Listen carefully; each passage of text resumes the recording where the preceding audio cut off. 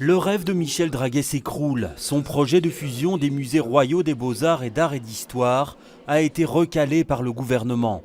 Trop sensible politiquement et vecteur de tensions en interne. Ça faisait l'objet de beaucoup de questionnements, beaucoup de rivalités et de questions non solutionnées. Et donc moi je ne voulais pas, dans ce contexte si préélectoral, prendre une décision qui n'aurait peut-être pas été acceptée, parce qu'une fois la décision prise, c'est concrètement qu'il faut le mettre en œuvre sur le terrain. Michel Draguet quitte donc la direction du cinquantenaire. Son successeur hérite d'un paquebot qui continue à prendre l'eau.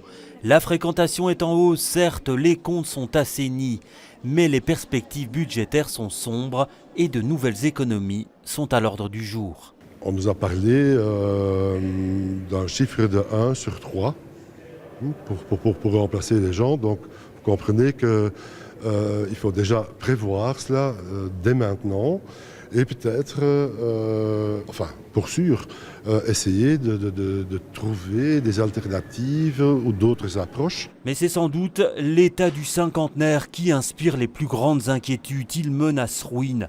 Michel Draguet le compare au palais de justice. Et pour le restaurer valablement, il devrait être vidé et fermé pendant plusieurs années. Regardez le cas de Tervure.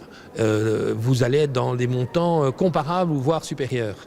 Et Tervure, on est déjà à près de 70 millions d'euros. Donc voilà, on va être avec des budgets qui vont être des budgets vertigineux. En 2014, un master plan détaillant les travaux sera mis en chantier. Il faudra ensuite trouver l'argent pour les réaliser. Un dossier délicat sur la table du prochain gouvernement.